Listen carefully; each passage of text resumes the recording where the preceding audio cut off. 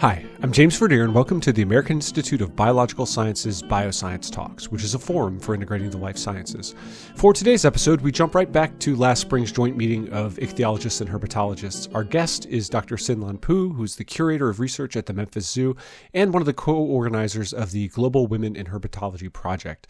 You may remember her from a previous interview that we had in that episode, but we also recorded an extra little mini podcast to talk about a forthcoming book that I'd just seen for the first time when we chatted about it. That book is now available, so I've included a link in the show notes as well as some additional information. But for now, let's go to the interview.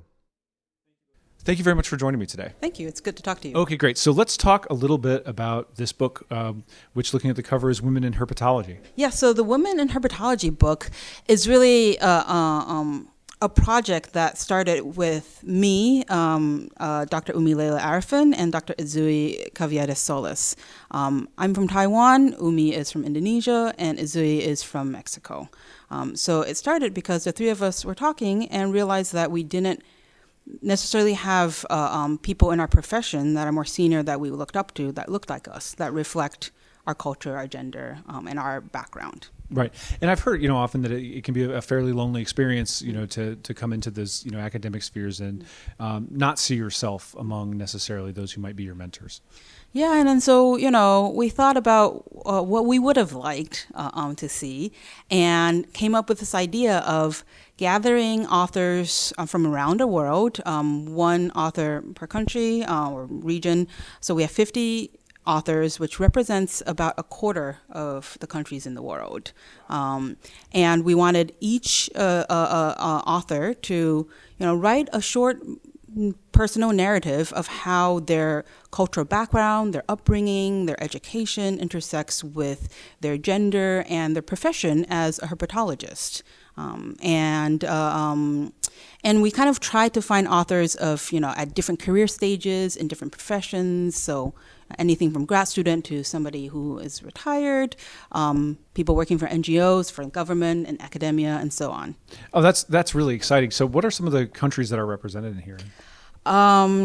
Let's see. Well, I really should have brought an Excel sheet that list. So we have authors from all 6 continents.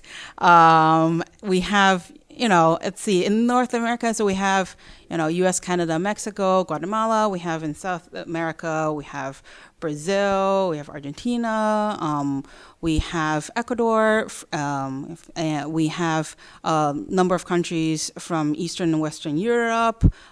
We have authors from Iran, Morocco, Ghana, Uganda, Madagascar.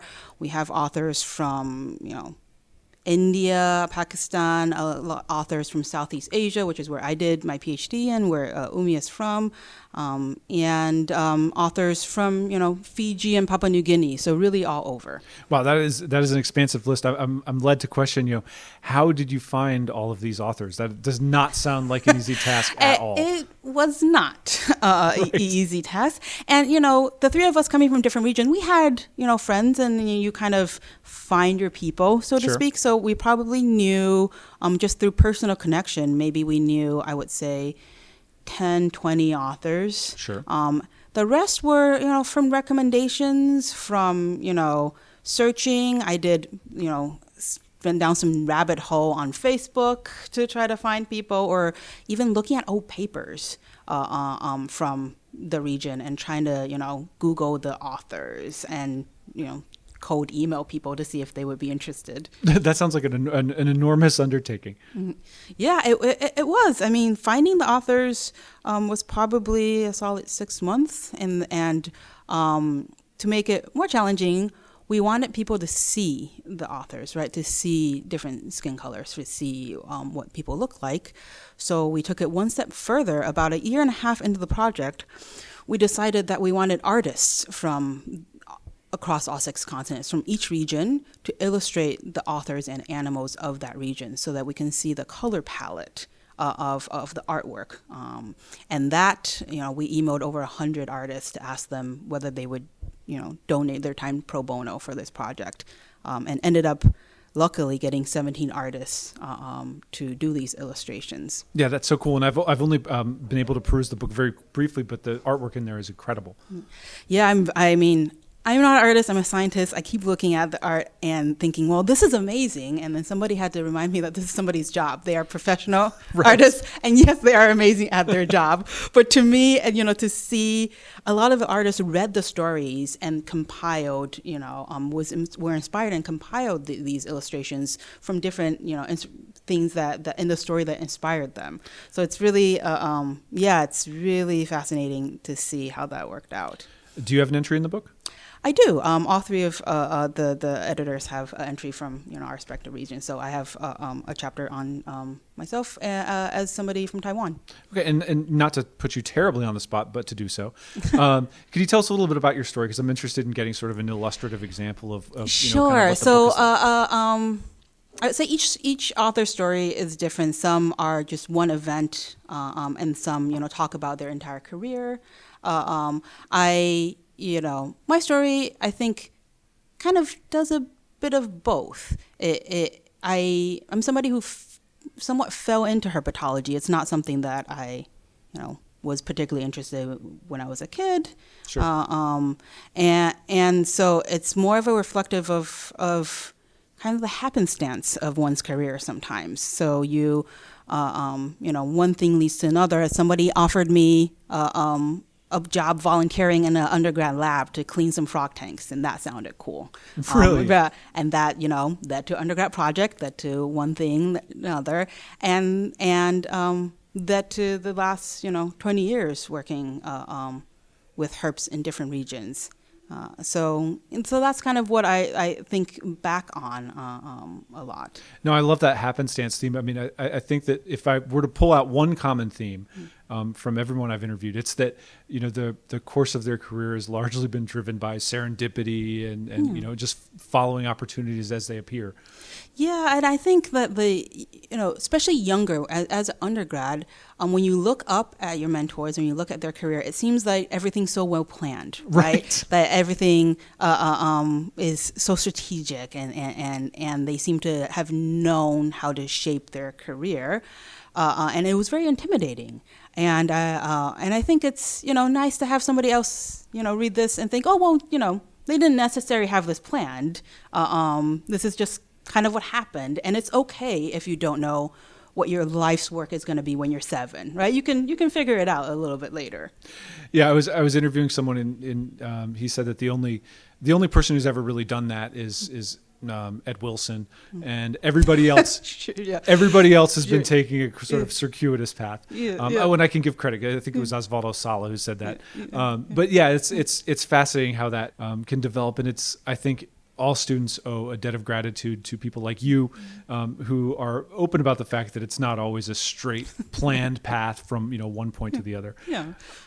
So let's just chatting a little bit more about the production of the book. You mentioned a year and a half.